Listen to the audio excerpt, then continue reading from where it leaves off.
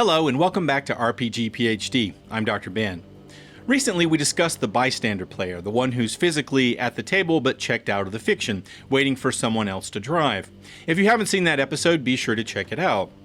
Today, we're looking at the other end of that spectrum. The player who isn't waiting at all, the one who's already talking, acting, already in the middle of the scene before anyone else has a chance to read the room.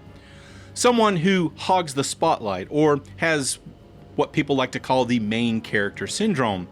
And here's the thing I want to put on the table right away. These two player types are connected. So, let's get into it.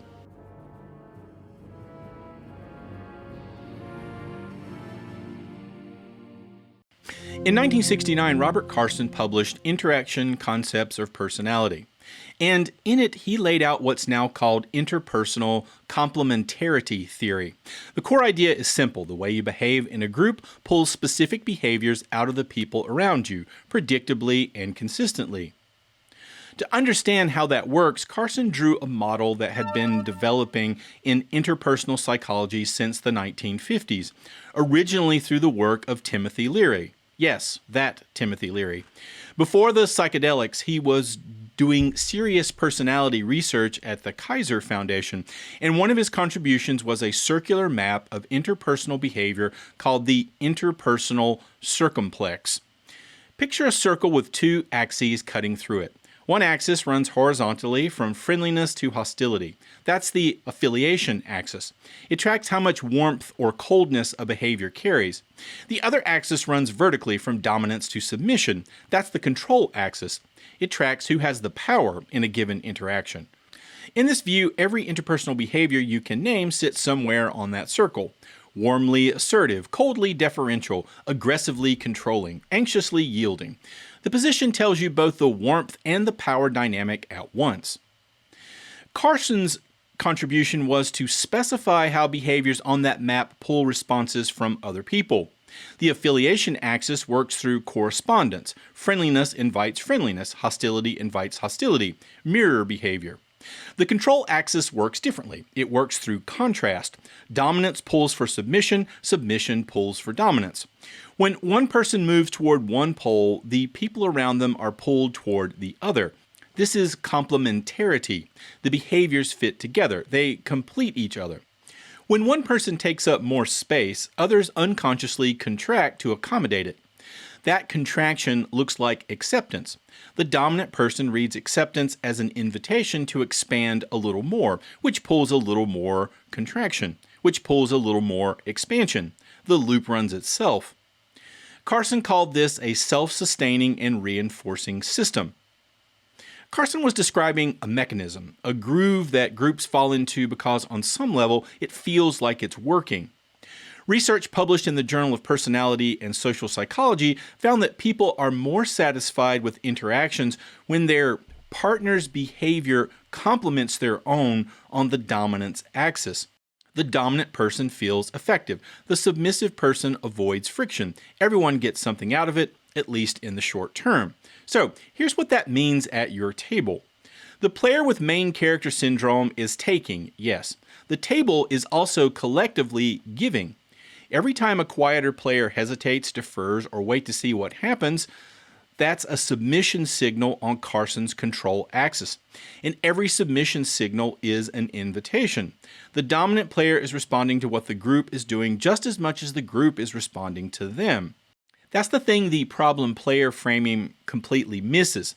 You can't fix a loop by addressing just one end of it. Complementarity theory is our primary lens for this video, and it does the heavy lifting, but it doesn't work alone. There are 5 other frameworks from psychology and other disciplines that account for different pieces of the main character syndrome picture. And knowing them makes the overall diagnosis sharper. So let's take a brief look at those next. First, social identity theory. Henry Tajfel and John Turner propose that people derive a significant portion of their self-concept from the groups they belong to. Your identity is both personal and social, and crucially, people are motivated to maintain a positive social identity, which means they need their group membership to reflect well on them. At the table, some players have built part of their identity around being the creative one, or the good role player, or the one who knows the system. That identity needs to stay visible to function. A player who isn't getting enough scenes to demonstrate it will push harder to create them. Something that feels like a piece of who they are is at stake. That's a different thing from ego. Social identity theory explains why this happens in players who are actually warm and collaborative people. The behavior here isn't related to selfishness, it's identity maintenance. Status characteristics theory. Joseph Berger and colleagues at Stanford spent decades studying how informal hierarchies form in small, task-oriented groups. Their finding was consistent and uncomfortable. Group members assign speaking rights and deference based on status characteristics they bring in from outside the group. Things like perceived competence, confidence, occupation, and social standing, even when those characteristics have no logical relevance to the task at hand. At the table, this might be a player who is more confident or seen as higher status, will receive deference at the table, even if that status has nothing to do with collaborative storytelling. High status outside the game bleeds into status inside it. The group reads those cues and adjusts its behavior accordingly, and a lot of this is below the level of conscious awareness. The group assigns informal authority and then defers to it automatically. It just happened because that's how small task groups organize themselves. Self-determination theory. Deci and Ryan identified 3 core psychological needs that drive human motivation: autonomy, competence, and relatedness. When any of these needs goes unmet, people find ways to compensate. When competence is frustrated, people compensate behaviorally, working harder and louder in adjacent domains to restore the feeling of effectiveness. At the table, a player whose character concept doesn't fit the campaign or whose skill set has no mechanical traction in the current session might compensate by asserting competence wherever they can find an opening.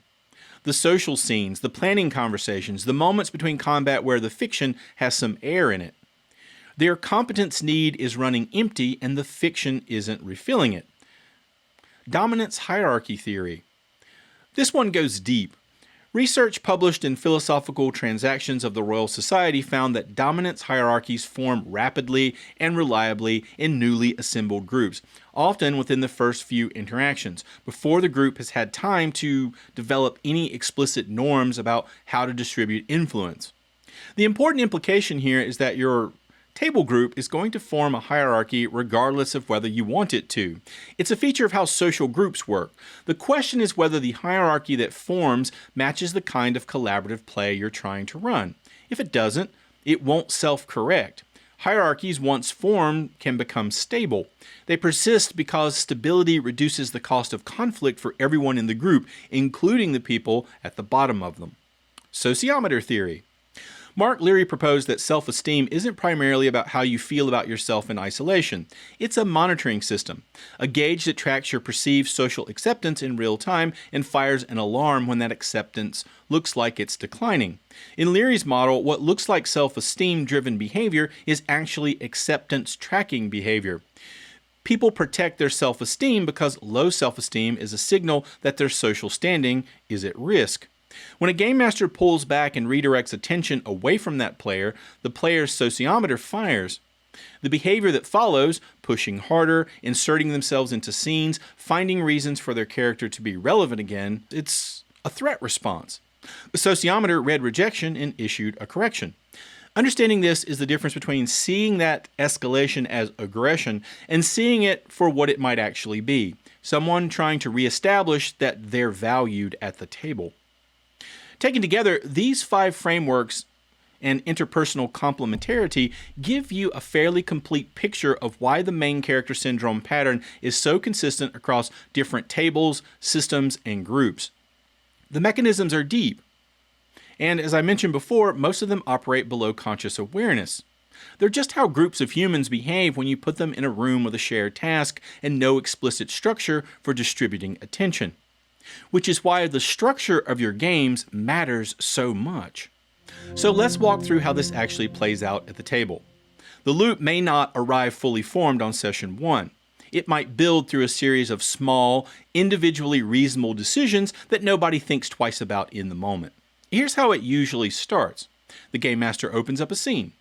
Maybe the party arrives in a new city, or an NPC makes an offer, or there's a moment of downtime between encounters. The game master leaves some air in the room, waiting to see what the players do. This is good game mastering. Open space is an invitation for player-driven fiction and player agency. One player steps into that space immediately. They declare what their character does. They ask the NPC a question. They establish something about the scene. The game master responds. The scene is now moving. Everyone else at the table just watched it happen. And here's the thing. That's fine. It's one scene. Someone had to go first. But then it happens again. And again. The same player fills the vacuum every time because they're comfortable doing it. And everyone else is either comfortable letting them or feel they can't participate.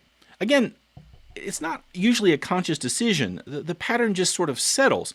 And once it settles, it self-reinforces through basic operant conditioning. The dominant player gets engagement, narrative traction, game master attention. That's the reward. The behavior gets repeated because it's working. Meanwhile, the other players are running their own quiet calculation. Speaking up means potentially cutting across something that's already happening. It means risking a moment of awkwardness, or slowing the scene down, or not wanting to interrupt the flow. Conflict avoidance research is consistent on this. People will tolerate an unsatisfying situation considerably longer than they will risk the friction of challenging it, especially in a social context they want to protect. The table is exactly that kind of context. Most of the time, everyone is there to have fun. Nobody wants to be the person who made it weird, so they stay quiet.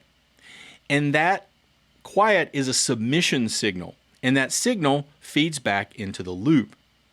That's important for how we think about solutions, and we will get there. But first, let's make sure we're actually diagnosing the right problem, because not every main character syndrome player is running this exact loop. The complementarity loop we just described explains why the pattern locks in and self-perpetuates. It doesn't explain why a specific player ends up in the dominant role. And if you misread the cause, you'll apply the wrong fix. So let's go through a more comprehensive list. First, the experience gap. This one is probably the most common and the least talked about. Put a player who's been at the table for 15 years next to someone playing their second campaign, and the veteran will fill more space by default. They know what the game master is setting up, and they know how to read the fiction, and when to push and when to hold back. And their version of holding back might still look like confident participation to someone who's still figuring out whether they're allowed to interrupt an NPC mid-sentence. The newer player hesitates because they're still learning the grammar of the game. And that hesitation looks like submission. The veteran often feels it because they can. Again, nobody is doing anything wrong here.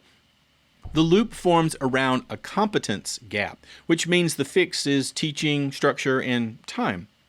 Mismatch play style and genre expectations.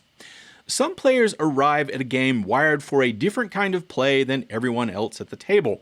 The player who wants a fast, chaotic action comedy in a campaign being run as a slow political drama will push harder and louder because the pacing doesn't satisfy them.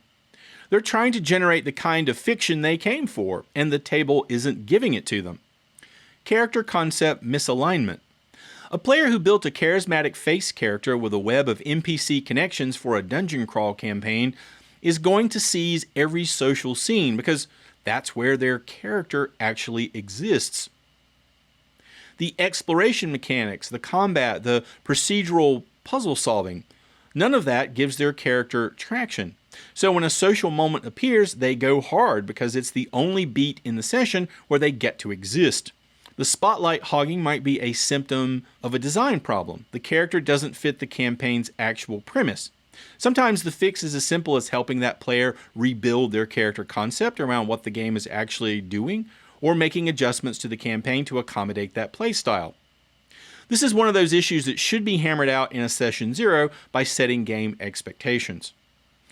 Genuine enthusiasm without self-awareness. Some people are just very, very present. They love the game. They're invested in their character. They get excited and they overflow into the scene. Research on attention seeking distinguishes between deliberate self-promotion and what's essentially high engagement spilling past its natural limits. The player is engaged, enthusiastic, and overflowing into the scene. They're having the time of their life, and they cannot see the impact they're having on the players around them. This person needs a different kind of conversation than someone who's consciously taking up space. The fix is a conversation that helps them become more self-aware. Competitive framing of a cooperative game. Some players, particularly those who come from video game backgrounds or wargaming, show up with a mental model that's built for competition. Who won the fight? Whose plan was actually used? Whose character did the most? They're optimizing for a different set of goals than everyone else. And here's the thing, a lot of tabletop role-playing game systems accidentally reward this. XP for kills, individual spotlight from the game master for the player who acts first, loot allocation that benefits assertiveness. The dominant player may simply be responding rationally to the incentives the rules are actually providing, rather than the cooperative social contract the game master thinks they agreed to. Anxiety and overcompensation. This one runs directly counter to the obvious read. Some spotlight hogs are not confident. They're nervous. Filling space is a control strategy. A 2019 study on social anxiety and overcompensation describes this pattern. The anxious person dominates a social situation to keep it moving, to prevent silence, to ensure nothing unexpected happens that they won't know how to handle. Open-ended fiction and unstructured collaborative scenes might be threatening because they require tolerating uncertainty about what comes next. If they're talking, at least they know what's happening. Structural fixes that create more open-ended fiction can make this worse. If you pull back and leave more space hoping the dominant player will feel less of it, you've just created more uncertainty for someone who has already overloaded. So read the anxiety signal before you apply the standard toolkit. The game master accidentally wrote it this way. This is the one that game masters least want to hear. If you built the campaign around one character's backstory, wrote the prophecy for one player's character, made one character the chosen one, handed one character the NPC mentorship relationship that drives the whole arc, in this case, the game master gave the spotlight to a particular player. The other players are reacting rationally to a story structure that has one protagonist and several supporting cast members. The fix in this case is entirely on the game master's side of the table. So what do you actually do about all of this? Before we get to the pitfalls and the step-by-step, it's worth talking about the game master's position in this dynamic because you have more tools than you probably think, but they work at different levels. Some of them are structural, others are interpersonal. Some happen before the session starts, and some happen in the moment. And one of them is a conversation that many game masters avoid far longer than they should. The first thing to understand is that your role as game master is a resource. In the traditional game master role, you set the scene and control what NPCs say and who they say it to. You decide which threads get picked up and when, and frame the moments of transition between beats. The dominant player can fill a vacuum, but it's harder to fill a scene that's already been directed somewhere specific. A game master who runs the table actively, who places narrative attention deliberately rather than leaving it open and hoping the group self-distributes, is already disrupting the complementarity loop before it has a chance to form. This is the easiest intervention on the list and the one that many game masters overlook because it feels like micromanaging, but it isn't. Directing attention is one of the primary jobs of game master. The second tool is scene design, and it happens in prep. When you build scenes that have a structural reason to involve a specific character, you're helping to remove the vacuum before the session begins. A scene that only works if Mira's cultural knowledge is in play, or that calls for a skill that only Dara has, or that surfaces a relationship from Soren's backstory, that scene has a built-in protagonist. It's harder for the dominant player to insert themselves because there's no empty role to fill. Do this for every player across the session and you've distributed the architecture of attention before anyone sits down. The third tool is a reaction window, and this one works in real time. Between scenes or during moments where one player has been carrying the action, you open a brief beat for another player. The key word is open. You're inviting them into the fiction, not asking them to act necessarily. Kira, you've been watching the whole thing unfold. What's going through your head right now? This doesn't cost anything mechanically, creates very little friction, and creates a moment of fictional presence that the dominant player can't easily override because it's internal and personal and belongs to that character alone. The game master who builds this habit turns scene transition into a small act of redistribution. The fourth tool is a at the table or off-table conversation. Many game masters leave this one too long because it feels confrontational. It doesn't have to be. The frame that works is forward-looking and systematic rather than backward-looking and personal. I want to make sure everyone gets moments that feel like theirs. So I'm going to start being more deliberate about how I bring people in. You might notice me redirecting scenes sometimes. That's a statement about how you're going to run the game, delivered before or after a session, or one-on-one. It gives the dominant player a role in the solution rather than a verdict about their past behavior. Many players, when given that framing, will actively try to help. The fifth tool is the social contract conversation, and this one is for when the others haven't worked. If the pattern persists after structural changes and direct conversation, you're dealing with something the session itself might not be able to fix. That requires a session 0 or a session 0 revisit. The whole group outside of play talking explicitly about what kind of game everyone is actually playing and what shared spotlight means to this group. It feels heavier than it usually turns out to be. Many groups can realign when given the language and the space to do it. The through line across all of these is the same. The goal is designing conditions, not managing personalities. You're trying to build a table where the vacuum they've been filling doesn't exist anymore. Now let's look at some of the pitfalls of this theory. As always, I want to be honest about where the theory has gaps. Complementarity theory is a useful lens, but it's not a complete picture. If you apply it without knowing its limits, you might overcorrect in places that you shouldn't. The hostile dominance problem. The theory's cleanest prediction is that friendly dominance invites friendly submission, and that pattern holds up well across the research. But Jim Orford's 1986 review in Psychological Review found that the evidence gets considerably messier when you introduce hostility.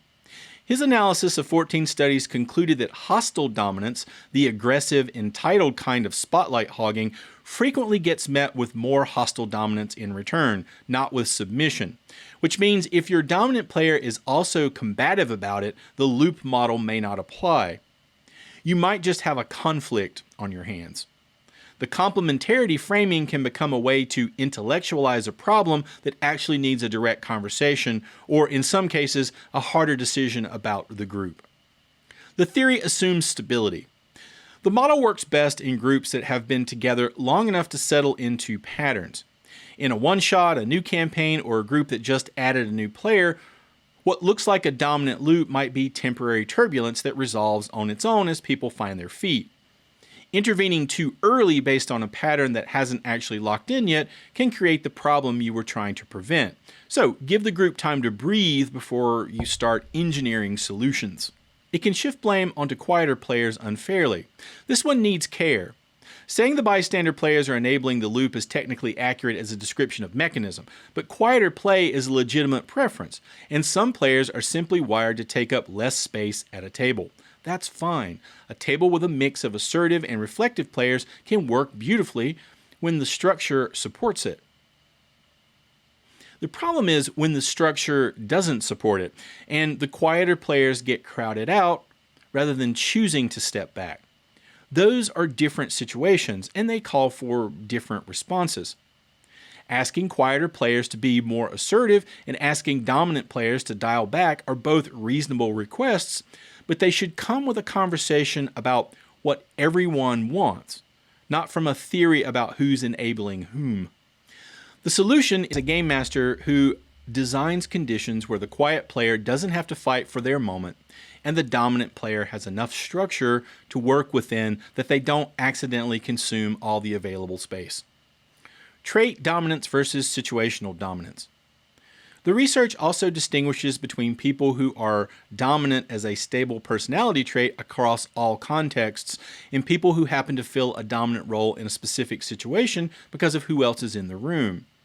The theory doesn't make this distinction particularly cleanly, but it matters for the fix. A person who is trait dominant will carry the pattern into every group they join. A person who's situationally dominant because they're the most experienced player at this particular table might behave completely differently in a different group. Some players are wired to be protagonists. They come to the table with a character concept that has a capital S story. They want that story to matter, and they engage fully when the fiction is moving through their character's experience. That's a playstyle preference. The same way a quieter player might prefer to react rather than drive, a more dominant player might prefer to drive rather than react. The problem isn't the preference, the problem is when the table has no structure for holding both preferences at once, and the protagonist-style player expands to fill all available space by default, while the reactive player contracts to give it to them. Both players are doing what comes naturally. The Game Master's job is to build a table where both styles have room to exist without one cannibalizing the other. Sometimes the loop doesn't need to be broken. This is probably the most important pitfall of all. Some groups want one player to be the primary protagonist. Everyone is happy with the arrangement. The quieter players are not frustrated. They're choosing a supporting role and enjoying it. If you walk into that situation with a toolkit designed to redistribute dominance, you will break something that wasn't broken. The theory only applies where the dynamic is causing friction. So be sure to check whether it actually is before you start intervening. Alright, now let's look at a step-by-step guide. So step 1, diagnose before you act. Go back through the causes and work through them honestly. Is this a complementarity loop, or is it a status characteristics problem where the group has assigned informal authority to the most experienced player and is deferring to it automatically? Is it a self-determination theory problem where one player's competence need is going unmet and they're compensating by taking up more space? Is it a campaign architecture problem you built yourself? The fix for each of those looks completely different, and applying the wrong one might breed resentment. Are the other players actually bothered? Check in with them. If everyone is fine, you may not even have a problem. Step 2. Use your role as Game Master. This one costs nothing and many Game Masters underuse it. You set the scene, you control what NPCs say and who they say it to, you describe which threads get picked up and when. You frame transition between beats. The dominant player can fill a vacuum. They will find it more difficult to fill a scene that's already been directed somewhere specific. A Game Master who runs the table actively, placing narrative attention deliberately rather than leaving it open, disrupts the complementarity loop before it forms. Step 3. Design spotlight into the session structure before it starts. This is the highest leverage intervention on the list, and it happens in prep. Rather than leaving narrative space completely open and hoping players fill it equitably, build specific beats that belong to specific characters by design. The group interrogates the merchant, leaves a vacuum. This merchant knew Soren's family before the war and has information that only Soren would know to ask for, has a built-in protagonist. The party finds the ruins, leaves a vacuum. The ruins use a script Dara studied at the academy, and she's the one who can read the entrance seal, gives Dara a structural reason to be there.